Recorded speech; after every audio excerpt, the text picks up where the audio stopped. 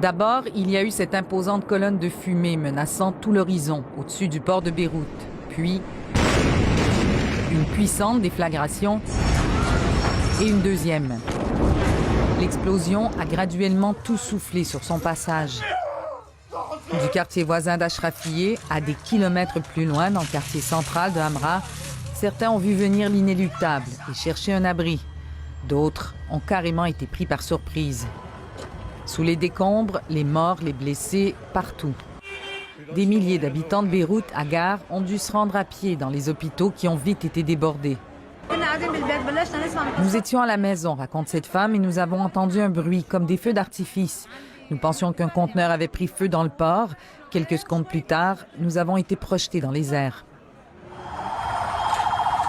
Selon le ministère de l'Intérieur, les explosions sont probablement dues à des matières explosives confisquées depuis des années.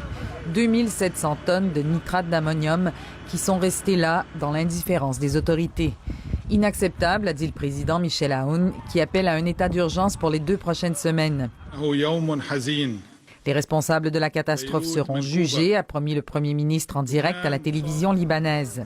La France, l'Iran, le Royaume-Uni ont, comme beaucoup d'autres nations, exprimé leur solidarité avec le peuple libanais et offert de l'aide.